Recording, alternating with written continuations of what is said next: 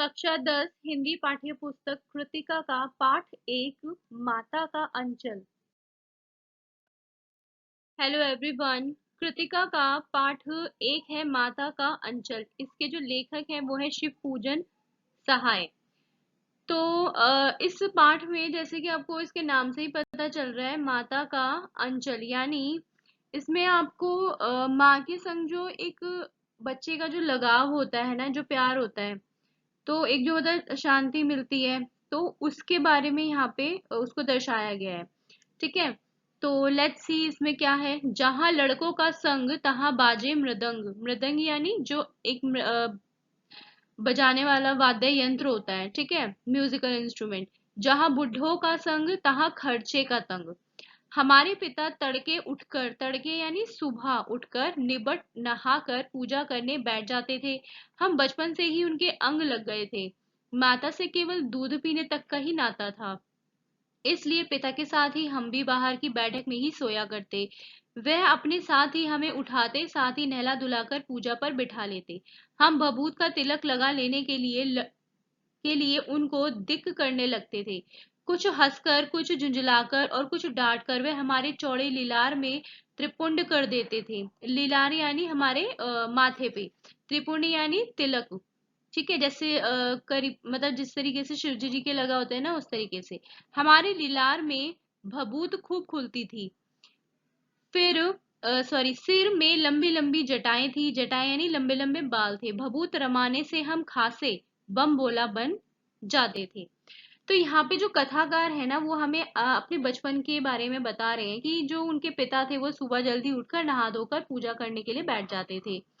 फिर जो कथाकार है वो ये कह रहे हैं कि हम बचपन से ही उनके मतलब उन्हीं के ही साथ लगे रहते थे, उन्हीं के साथ ही मतलब सोते थे, दूध पीते थे। ठीक है, दूध पीने तक का मतलब जो माँ थी उनकी, कहते हैं कि माँ के साथ माँ के पास हम सिर्फ दूध पीने तक के लिए ही जाते थे, सिर्फ उतना ही नाता था।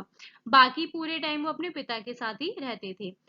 पिता के साथ ही वो बताते हैं कि बाहर की बैठक में वो सोया करते थे उन्हीं के साथ, वही उनको नहला धुला करके सुबह जल्दी पूजा में अपने साथ बिठा लेते थे। फिर वो कहते हैं कि भभूत लगाने के लिए, भभूत का जो तिलक होता है वो लगाने के लिए हम कभी जिद करते थे, कभी हंसकर, कभी झुंझलाकर, कभी डांट कर वो हमारे चौड़े से माथे पर वो तिलक लगा देते थे। हमारे माथे पर ये जो भभूत थी ना, वो जब लगती थी तो बड़ी अच्छी लगती थी सिर पे, क्योंकि लंबे लंबे हमारे भी बाल थे। और जब वो भभूत लगती थी ना, तो ऐसा लगता था कि हम भी कैसे हो गए हैं, बम भोले के जैसे। पिताजी हमें बड़े प्यार से भोलानाथ कहकर पुकारते थे। अब उनके पिताजी भोलानाथ के नाम से उसे बुलाते थे, पर असल में हमारा नाम था तारकेश्वर नाथ। तो यहाँ पे जो कथाकार है वो अपना नाम बता रहे हैं कि उनका नाम क्या था, तारकेश्वर नाथ। हम भी उनको बाबूजी कहकर पुकारा करते और माता को मैया। जब बाबूजी रामायण का पाठ करते, तब हम उनकी बगल में बैठे बैठे आईने में अपना मुंह निहारा करते थे। जब वह हमारी ओर देखते, तब हम कुछ लजाकर और मुस्कुराकर आईना नीचे रख देते थे। वह भी मुस्कुरा पड़ते थे। पूजा पाठ कर चुकने के बाद वह राम राम लिखने लगते। अपनी एक रामनामा बही पर 1000 राम नाम लिखकर वह उसे पाठ करने की पोथी के साथ बांध कर रख देते। अब उन्होंने मतलब एक जैसे होती है ना, जिसमें हम कुछ लिखते हैं, तो उसको बही कहते हैं। ठीक है, तो उसमें उनके पिताजी क्या करते थे, राम नाम लिखते थे। कितने बार, 1000 बार। ठीक है, और उसकी जो एक पोथी सी बांध देते हैं, उनको बांध के रखना, उसको कहते हैं पोथी, बांध करके उसको रख देते थे। फिर 500 बार कागज के छोटे छोटे टुकड़ों पर राम नाम लिखकर आटे की गोलियों में लपेटते और उन गोलियों को लेकर गंगा जी की ओर चल पड़ते थे। वो क्या करते थे कि 500 बार कागज के छोटे छोटे टुकड़ों पर राम नाम लिखते थे और उसको आटे की जो गोलियां बनाई और उसको उस पर लपेट देते थे, और कहाँ चल देते थे, गंगा जी की ओर। उस समय भी हम उनके कंधे पर विराजमान रहते थे, मतलब उनके कंधे पर बैठते थे। जब वह गंगा में एक एक आटे की गोलियां फेंक कर मछलियों को खिलाने लगते, तब भी हम उनके कंधे पर ही बैठे बैठे हंसा करते थे। जब वे मछलियों को चारा देकर घर की ओर लौटने लगते, तब बीच रास्ते में झुके हुए पेड़ों की डालों पर हमें बिठाकर झूला झुलाते थे। कभी कभी बाबूजी हमसे कुश्ती भी लड़ते, वह शिथिल होकर हमारे बल को बढ़ावा देते और हम उनको पछाड़ देते थे। मतलब ऐसा होता है ना, मतलब बच्चों को जैसे छोटे होते हैं तो उनको जितवाने के लिए हम थोड़ा सा क्या कर जाते हैं, खुद को रोक लेते हैं बड़े, है ना, ताकि बच्चा खुश हो जाए। तो वही सारी चीजें जो कथाकार हैं, मतलब बचपन की अपनी बता रहे हैं कि कुश्ती लड़ते थे, मस्ती मारते थे। यह उतान पड़ जाते और हम उनकी छाती पर चढ़ जाते थे। उतान यानी पीठ के बल लेटना। ये उतान पड़ जाते, उनकी पीठ मतलब पीठ के बल लेट जाते थे और हम उनकी छाती पर फिर चढ़ जाते थे। जब हम उनकी लंबी लंबी मूछें उखाड़ने लगते तब वह हंसते हंसते हमारे हाथों को मूछों से छुड़ाकर उन्हें चूम लेते थे, मतलब प्यार करते थे। फिर जब हमसे खट्टा और मीठा चुम्मा मांगते तब हम बारी बारी कर अपना बायां और दाहिना गाल उनके मुंह की ओर फेर देते थे। बाएं का खट्टा चुम्मा और खट्टा चुम्मा लेकर जब वह दाहिने का मीठा चुम्मा लेने लगते तब अपनी दाढ़ी या मूछ हमारे कोमल गालों पर गड़ा देते थे। हम झुंझलाकर फिर उनकी मूछें नोचने लग जाते थे। इस पर वह बनावटी रोना रोने लगते और हम अलग खड़े खड़े खिलखिलाकर हंसने लग जाते थे। मतलब वो जो पिता थे उनके, वो उनको दाढ़ी चुबा दिया करते थे।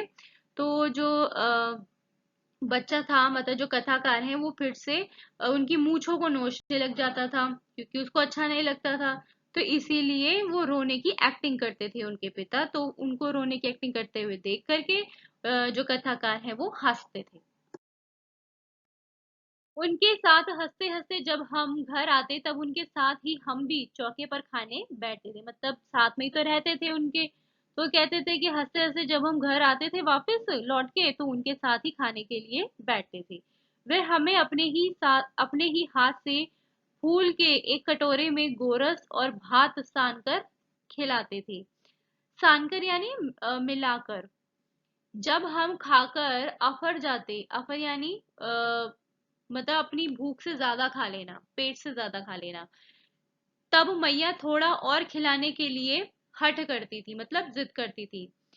वह बाबूजी से कहने लगती, आप तो चार चार दाने के कौर बच्चे के मुंह में देते जाते हैं। इससे वह थोड़ा खाने पर भी समझ लेता है कि हम बहुत खा गए। आप खिलाने का ढंग नहीं जानते, बच्चे को भर मुंह कौर खिलाना चाहिए। मतलब यहाँ पे जो उनकी माँ है वो बताती हैं कि बच्चे को इतना ही नहीं दे करके रह जाना चाहिए, उसको भरपेट मतलब जो कौर है ना वो मतलब खूब अच्छे से भर के खिलाना चाहिए।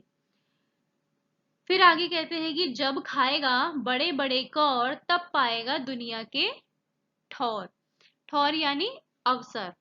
मतलब एक तरीके से ये सीख दी गई है यहाँ पे कि जब बड़े बड़े कौर खाएगा तभी तो वो दुनिया की जो अवसर है उसको पाएगा, मतलब और अपने जीवन में कुछ कर पाएगा। देखिए मैं खिलाती हूँ, फिर वो माता जो है उनकी वो कहती हैं कि देखो मैं खिलाती हूँ, कैसे खिलाते हैं। मर्द हुए क्या जाने कि बच्चों को कैसे खिलाना चाहिए। मर्द हुए यानी जो मर्द है, जो आदमी लोग हैं, वो क्या जाने कि बच्चों को कैसे खिलाते हैं। और महतारी के हाथ से खाने पर बच्चों का पेट भी भरता है। महतारी यानी माँ के हाथ से जब बच्चा खाता है तभी उसका पेट भरता है। यह कह वह थाली में दही भात सांति और अलग अलग तोता मैना कबूतर हंस हंस मोर आदि के बनावटी नाम से कौर बनाकर यह कहते हुए खिलाती जाती कि जल्दी खा लो नहीं तो उड़ जाएंगे। पर हम उन्हें इतनी जल्दी उड़ा जाते थे कि उड़ने का मौका ही नहीं मिलता था।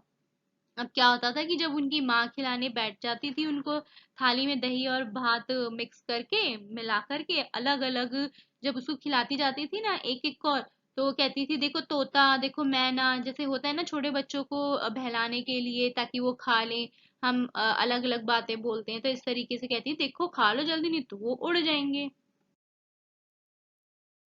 जब हम सब बनावटी चिड़ियों को चट कर जाते थे तब बाबूजी कहने लगते, अच्छा अब तुम राजा हो, जाओ खेलो। अब जब खा लेते था वो कथाकार तो कहते थे कि उनके पिता कि भाई जाओ अब तुम खेलो, अब तो तुम अच्छे बच्चे बन गए हो। बस बस हम उठकर उछलने कूदने लगते थे। फिर रस्सी में बंधा हुआ काठ का घोड़ा लेकर नंग धड़ंग बाहर गली में निकल जाते हैं। वो खाने के बाद बाहर गली में खेलने के लिए निकल जाते थे अपना काठ का घोड़ा लेकर। जब कभी मैया हमें अचानक पकड़ पाती तब हमारे लाख छटपटाने पर भी एक चुल्लू कड़वा तेल हमारे सिर पर डाल ही देती थी। अब क्या होता था कि जैसे ही वो निकलने भागने की कोशिश करते थे ना उठ करके, तो इनकी माँ क्या होती झपट के उनको पकड़ लिया करती थी और जबरदस्ती बिठा करके अपने पास उनके सर में सरसों का तेल लगा देती थी।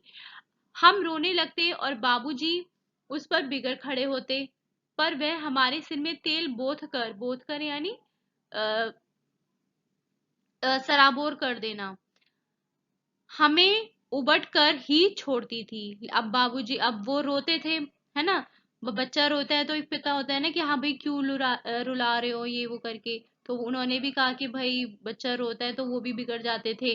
लेकिन उनकी माँ जो थी वो भैया खूब कस के पकड़ के लगा कर ही छोड़ती थी। फिर हमारी नाभि और लिलार में काजल की बिंदी लगाकर चोटी गूंथती। अब क्या करती थी, उनकी नाभि यानी जिसको हम टुंडी कहते हैं, है ना, और लीलार यानी माथे पर क्या लगाती थी, काजल की बिंदी, और लगा करके चोटी गूंथती और उसमें फूलदार लट्टू बांधकर रंगीन कुर्ता टोपी पहना देती थी। हम खासे कन्हैया बनकर बाबूजी की गोद में सिसकते सिसकते बाहर आते थे। अब बाहर आने के बाद, बाहर आते ही हमारी बाट जोहने वाला बालकों का एक झुंड मिल जाता था। अब वो क्या होता था कि जिनके संग खेलते थे ना, बच्चों का जो झुंड होता था, वो उन्हें बाहर मिल जाते थे। हम उन खेल के साथियों को देखते ही सिसकना भूलकर बाबूजी की गोद से उतर पड़ते और अपने हमजोलियों के दल में मिलकर तमाशे करने लग जाते थे। अब वो रोकर तो आए थे, तो सिसक रहे थे, है ना, सिसकते हैं जैसे बच्चे, तो वो अपना सिसकना भूल करके, रोना धोना भूल के अपने बाबूजी की गोद से कूद पड़ते थे और अपने जो साथी थे उनके संग खेलने के लिए लग जाते थे। तमाशे भी ऐसे वैसे नहीं होते थे, वो बताते हैं तरह तरह के नाटक, जैसे चबूतरे का एक कोना ही नाटक घर बन जाता था। बाबूजी जिस छोटी चौकी पर बैठकर नहाते थे वही रंगमंच बनती थी। उसी पर सरकंडे के खंभों पर कागज का चंदोआ तान कर मिठाइयों की दुकान लगाई जाती। चंदोआ यानी के रंगमंच, ठीक है, मतलब एक छोटा शामियाना, उसमें चिलम के खोचे पर कपड़े के थालों में ढेले के लड्डू, पत्तों की पूरी कचौरियां, गीली मिट्टी की जलेबियां, फूटे घड़े के टुकड़ों के बताशे आदि मिठाइयाँ सजाई जाए। मतलब होता है ना कि इन चीजों को बना के हम दूसरी चीजों को एक एक्ट करने के लिए करते हैं, तो वैसे ही जो बचपन की वो सारी चीजें होती हैं वो सब वो बता रहे हैं। ठीकरों के बटखरे और जस्ते के छोटे छोटे टुकड़ों के पैसे बनते। फिर और क्या करते, हम ही लोग खरीदार होते और हम ही लोग दुकानदार होते। बाबूजी भी दो चार गोरखपुरी पैसे खरीद लेते थे। थोड़ी देर में मिठाई की दुकान बढ़ाकर हम लोग घरौंदा बनाते थे। धूल की मेड़ दीवार बनती और तिनकों का छप्पर, दातुन के खंभे, दिया सलाई की पेटियों के किवाड़, घड़े के मोड़े की चूल्हा चक्की, दिए की कढ़ाई और बाबूजी की पूजा वाली आचमनी कलछी बनती थी। पानी के घी, धूल के पिसान और बालू की चीनी से हम लोग ज्योनार तैयार करते थे। तो यहाँ पे जो ज्योनार है यानी वो क्या है, भोजन, ठीक है, मतलब उसका इंतजाम करते थे। फिर उसके बाद जब पंगत बैठ जाती, मतलब जो बच्चे थे सारे जब बैठ जाते थे, तब बाबूजी भी धीरे से आकर पांत के अंत में जीमने यानी खाने के लिए बैठ जाते थे। उनको बैठते देखते ही हम लोग हंसकर और घरौंदा बिगाड़ कर भाग चलते थे। वह भी हंसते हंसते लोटपोट हो जाते और कहने लगते, फिर कब भोज होगा भोलानाथ। मतलब जैसे सारे बच्चे खेलते थे, है ना, एक्ट करते थे, नाटक करते थे कि हम ये मतलब सारी चीजें बनाते थे, तो खाना बनाया उन्होंने जैसे, तो पीछे से उनके बाबूजी आकर के बैठ जाते थे और कहते थे कि भाई खाने के लिए जी, मतलब खाने के लिए बैठ जाते थे। तो अब लेकिन वो तो नाटक कर रहे हैं बच्चे, तो उनको हंसी आ जाती थी और वो सारा बिगाड़ करके भाग जाते थे वहां से। और फिर उनसे कहते थे कि भाई भोलानाथ अब दोबारा कब मिलेगा भोजन। कभी कभी हम लोग बारात का भी जुलूस निकालते थे। अब वो जैसे बारात निकलती है ना, तो उसका भी नाटक सा करते थे। कनस्तर का तंबूरा बजता, अमोले को घिसकर शहनाई बजाई जाती। अमोले यानी के आम का जो उगता हुआ पौधा होता है ना, उसे घिसकर शहनाई बजाते थे वो लोग। टूटी चूहेदानी की पालकी बनाते थे, बताओ जरा। हम समधी बनकर बकरे पर चढ़ लेते और चबूतरे के एक कोने से चलकर बारात दूसरे कोने में जाकर दरवाजे पर वहां पे लग जाती थी। वहां काठ की पटरियों से घिरे गोबर से लिपे आम और केले की टहनियों से सजाए हुए छोटे आंगन में कुलिये का कलसा रखा रहता था। वहीं पहुंचकर बारात फिर लौट आती थी। लौटने के समय खटोली पर लाल ओहार, ओहार यानी पर्दे के लिए डाला हुआ कपड़ा, डालकर उसको उसमें दुल्हन को चढ़ा लिया जाता था। लौट आने पर बाबूजी ज्यों ही ओहार उघाड़ कर दुल्हन का मुख, ओहार कर यानी उघाड़ कर, ठीक है, जैसे घूंघट में होते हैं तो उसको उठा करके दुल्हन का जो मुख है वो देखने लगते। तभी त्यों ही हम लोग हंसकर भाग जाते वहां से। थोड़ी देर बाद फिर लड़कों की मंडली जुट जाती थी। इकट्ठा होते ही राय जमती थी कि खेती की जाए। अब क्या होता था, जब वो भाग जाते थे सारे, फिर दोबारा इकट्ठा होकर के वो लोग मतलब अपनी राय करते थे, है ना, डिस्कस करते थे कि अब खेती की जाए। बस चबूतरे के छोर पर घिरनी गड़ जाती, उसके नीचे की गली कुआं बन जाती थी। मूंज की बटी हुई पतली रस्सी में एक चुक्कड़ बांध गराड़ी पर चढ़ाकर लटका दिया जाता और दो लड़के बैल बनकर मोट खींचने लग जाते। अब देखो खेती के लिए उन्होंने क्या नाटक रचा है ना। तो ये सारी चीजें बचपन में हमने भी करी। जैसे होते हैं ना, आपने सुना होगा घर घर खेलते हैं, घर घर, शायद आपने भी खेला होगा, डॉक्टर डॉक्टर खेलते हैं, है ना। तो उसी तरीके से यहाँ पे जो कथाकार हैं उन्होंने जिस तरह के बचपन में अपने खेल खेले हैं, नाटक करे हैं, उनका यहाँ पे चित्र दर्शाया है। चबूतरा खेत बन जाता था, ठीक है। कंकड़ बीज, कंकड़ क्या बन जाते थे, बीज बन जाते थे। और ठेंगा हल, जुआठा बन जाता था। फिर उसके बाद बड़ी मेहनत से खेत जोते बोए और पटाए जाते। फसल तैयार होते देर न लगती और हम हाथों हाथ फसल भी काट लेते थे।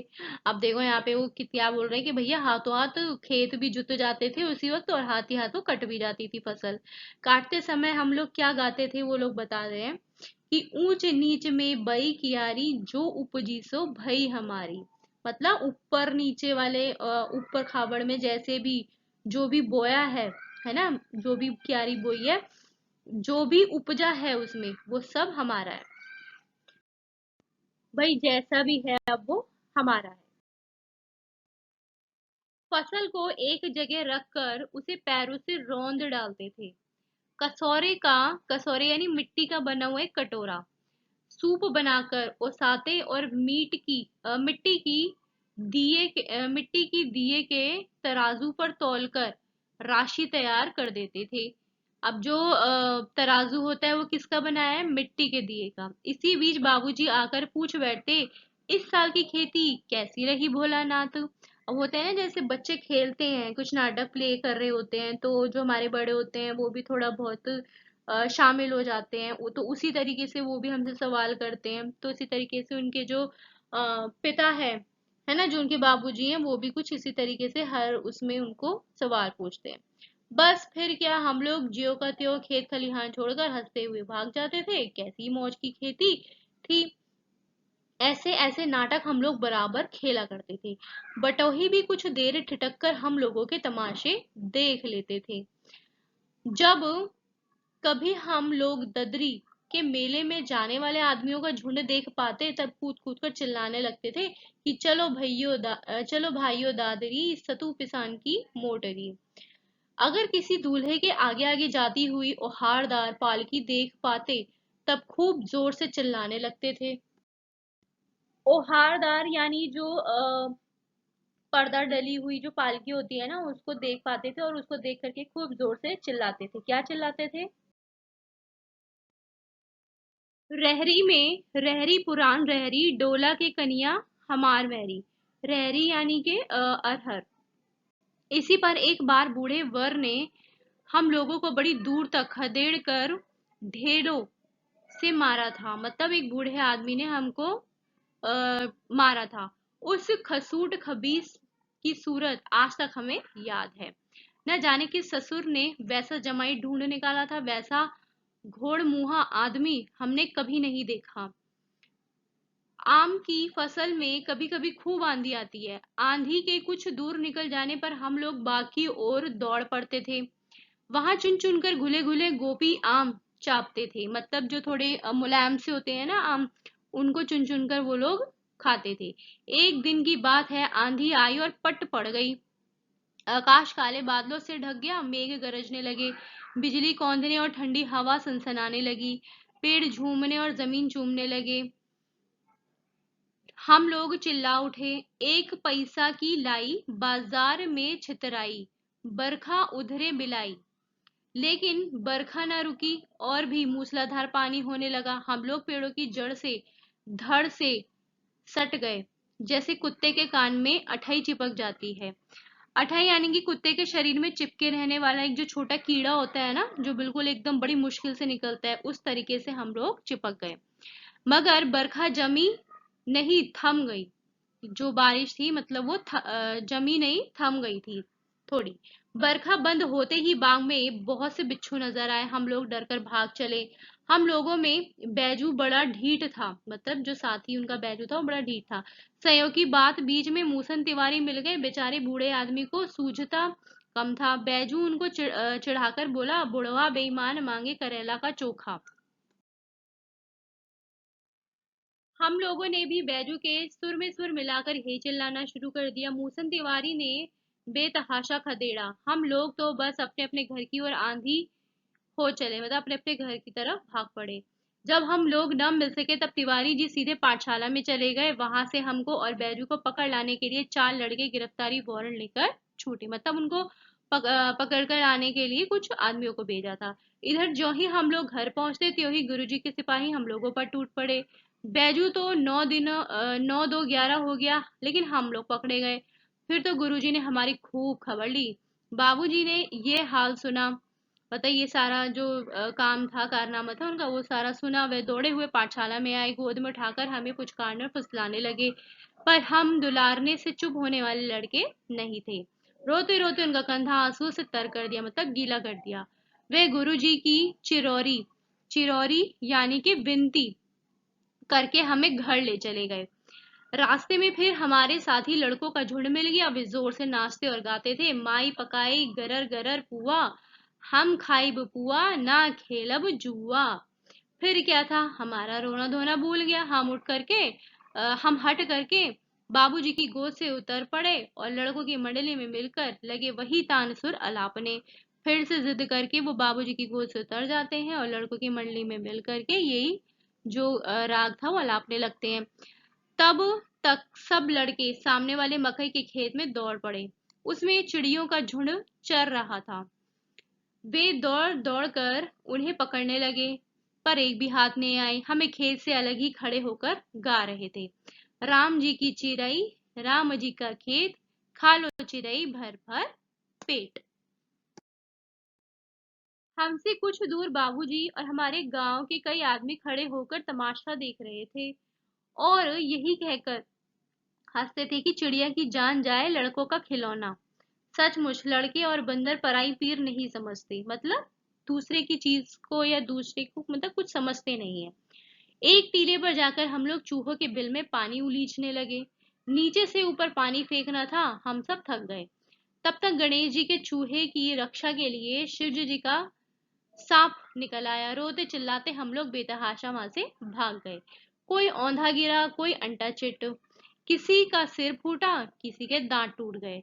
सभी गिरते पड़ते भागे। हमारी सारी देह लहूलुहान हो गई, पैरों के तलवे कांटों से छलनी हो गए थे, मतलब उन भागते उनके पैरों में कांटे लग गए थे। हम एक सुर से दौड़े हुए आए और घर में घुस गए। उस समय बाबूजी की बैठक के ओसारे में बैठकर हुक्का गुड़गुड़ा रहे थे। ओसारे यानी कि बरामदे में बैठ करके हुक्का गुड़गुड़ा रहे थे। उन्होंने हमें बहुत पुकारा, पर उनकी अनसुनी करके हम दौड़ते हुए मैया के पास ही सीधा चले गए। जाकर उसी की गोद में शरण ली, मतलब उनकी गोद में जाके बैठ गए। मैया चावल अमनिया कर रही थी। चमनिया आवल चावल चावल अमनिया अमनिया यानी कि साफ कर रही थी चावल को। हम उसी के आंचल में छिप गए। हमें डर से कांपते देखकर वह जोर से रो पड़ी और सब काम छोड़कर बैठ गई। अधीर होकर हमारे भय का कारण पूछने लगी, मतलब वो जानना चाहती थी कि आखिर वो डरा हुआ क्यों है। कभी हमें अंग भरकर दबाती, मतलब ऐसे, मतलब कसकर जकड़ लेते हैं ना, ऐसे गले लगा लेती। कभी हमारे अंगों को अपने आंचल से पोंछकर हमें चूम लेती थी। बड़े संकट में पड़ गई। झटपट हल्दी पीसकर हमारे घाव पर थोपी गई, मतलब हल्दी पीसकर उन्होंने पैर पे लगाई। घर में कोहराम मच गया। हम केवल धीमे सुर से सा सा सा कहते हुए मैया के आंचल में लुके चले जाते थे, मतलब घुसे चले जाते थे। सारा शरीर थर थर कांप रहा था। रोंगटे खड़े हो गए थे। हम आंखें खोलना चाहते थे पर वे खुलती नहीं थी। हमारे कांपते हुए होठों को मैया बार बार निहार कर रोती और बड़े लाड़ से हमें गले लगा लेती थी। इसी समय बाबूजी दौड़े चले आए। आकर झट हमें मैया की गोद से अपनी गोद में लेने लगे, पर हमने मैया के आंचल की प्रेम और शांति के चंदोवे की छाया नहीं छोड़ी। मतलब माँ का जो मतलब माँ का जो आंचल था, जो गोद थी, है ना, जिस तरीके से वो प्यार कर रही थी, जो सुकून मिल रहा था, शांति मिल रही थी, जो दुलार मिल रहा था, उसे छोड़कर वो नहीं गए। तो ये जो पार्ट था, यही इन्होंने इसमें शिव पूजन सहाय ने इस पार्ट में माँ का जो एक प्रेम है, जो लगाव है ना, जो एक शांति है, जो सुकून है, उसको इस पाठ में दर्शाया है। तो किस तरीके से वो बच्चा पहले कैसा था, क्या कहता था कि शुरुआत में कि भाई दूध पीने के लिए माँ के पास जाते, लेकिन जब वो घबराया हुआ था, घबराहट में था, है ना, कांप रहा था, तो वो डर, और इतना ज्यादा डरा हुआ था, तो वो डर के मारे अपने माँ के आंचल में आकर के बैठ गया। और जब वो उसको सुकून मिला, जो शांति मिली ना उसमें, तो उसने अपने पिता को भी, मतलब पिता की गोद में जाने से भी मतलब नहीं गया वो। Do like, share and subscribing, keep watching. Thank you.